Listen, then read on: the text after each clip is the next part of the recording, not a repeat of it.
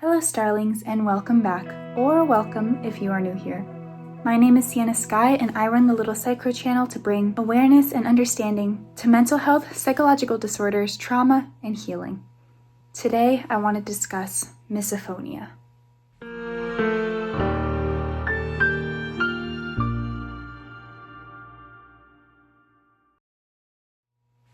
In 2021, I began a series on my first channel called Journey. These 5 episodes followed my life that year, including my walk in faith and a tiny glimpse into my health journey. In episode 2, I briefly and poorly explained misophonia and my experience with it at the time, with the intention of diving more deeper into it later on. Unfortunately, that never happened until today. So this video is part 1 of a series I'm gonna do. Later on, I will share my personal experience with this condition and my entire journey with it, along with another condition that in my case is very intertwined with the misophonia. But today, we will just be discussing the miso. Before we begin, I want to remind you with a quick disclaimer. I am not a medical or psychological professional. I am merely a person with misophonia, with a passion for psychology and helping other survivors or sufferers in any way I can, including sharing information that could help anybody to better understand mental health topics such as today's. So, what is misophonia? Well, the name itself actually means hatred of sound, but of course that doesn't fully or even honestly explain what it really is. According to what you can find by easy research today, misophonia is a condition or disorder characterized by an intense emotional reaction towards specific sounds or noises referred to as triggers, due to a decreased tolerance to these sounds or their associated stimuli. These triggers often include many everyday sounds that the average person without misophonia isn't expected to notice, such as the repetitive tapping of a pencil or clicking of a pen, a ticking clock. We need to get rid of that clock! Sniffling, humming, or even breathing sometimes. Trigger noises often vary between person to person with misophonia, but the most common trigger noises are eating sounds. Chewing, crunching, slurping, licking, pretty much any or all isolated oral noises are extreme triggers for those with misophonia, as well as most repetitive sounds. When hearing these sounds and being triggered, somebody with misophonia will have immediate and strong emotional reactions that often include anger, anxiety, irritation, and panic, looking and feeling very similar to that of PTSD symptoms. There are also physical reactions and symptoms that may include increased heart rate, sweating, muscle tension, nausea. According to the Misophonia Institute, there have been reports of individuals with stomach and intestinal or esophagus constriction, the urge to urinate, and even unwanted painful sensations in the genitals, which is a topic I will eventually get back to. Misophonia is a full-on fight-or-flight operation, sending soldiers to the front line of a battlefield, ready to flight or flee in terror. It's honestly a nightmare. Editor Cece here. Something I totally forgot to mention when discussing reactions and symptoms is how triggers cause the anterior insular cortex, or the part of the brain that processes emotions, to go into an overdrive.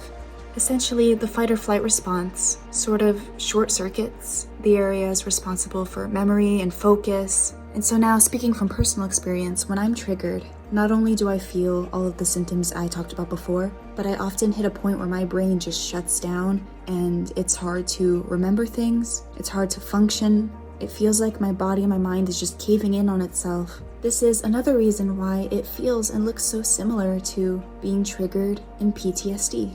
And to make matters more complicated and incredibly inconvenient and frustrating, as I mentioned at the beginning, not only are sounds triggers, but for many people with misophonia, so can be their associated stimuli, aka the things you can sense related to those audible triggers, such as the minty smell of gum, or the visual of a person moving their mouth, lips, or jaw the way that they would when eating. Or how about the repetitive bouncing of a leg, or the tapping of a finger even without the produced sound. And while it is still under the whole umbrella of misophonia, having visual triggers such as these can also be referred to or known as misokinesia, Misokinesia, Misokinesia, which means hatred of movements. They were really creative when naming these, which I guess makes sense when you consider the pure rage we feel when we are triggered. And this isn't in my notes, but I should share. It isn't at all that we are angry about the sounds.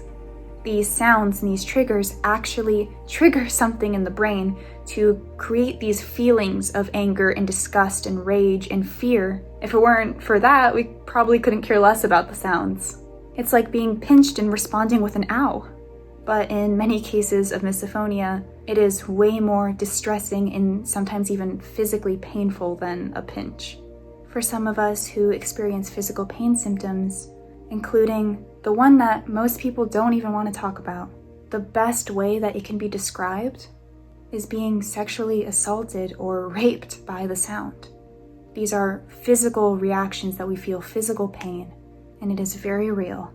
Which is why my biggest pet peeve of a misconception regarding misophonia is that it is just that, a pet peeve. Nope, no. Listen, misophonia is not a pet peeve.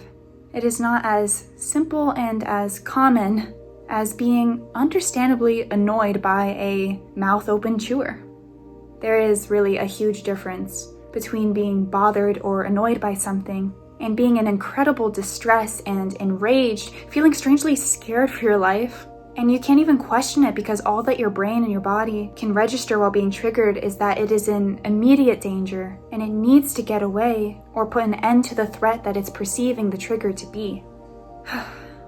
Another misconception that a lot of people have had in my case personally is that I am triggered by big or loud noises or spaces like concerts or loud crowds. Now, I can't speak for everybody with misophonia because there may be some who do experience those kinds of sounds or environments as triggers or severely distressing. But for me personally, I would much rather be in a loud and crowded space because all that sound actually drowns out the specific, isolated little triggers. Those triggers are actually the extremely painful ones.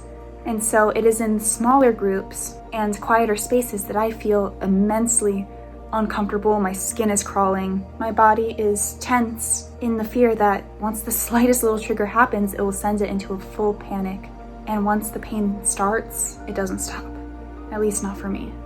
However, that can be different on any given day, and I may have moments where suddenly I can't handle loud noises either. Often in those cases, I'm already at a very heightened level of stress, or I've already been triggered by the littler triggers, which again are really like the bigger triggers. So my nervous system is already much more on edge than it is on a daily basis, which even on a daily basis, as soon as I wake up in the morning, my body is already on edge. Having misophonia this long, it really never truly feels safe. But anyway, back to my point. Misophonia is not really a sensitivity to volume of sound, but a physiological reaction to specific sounds. So now, if you've processed all of that, you're probably maybe wondering, what exactly causes misophonia to begin with? So if you'd like to explore that and continue learning about this topic, head over to part 2. I will post the link in the description, and I'll see you there.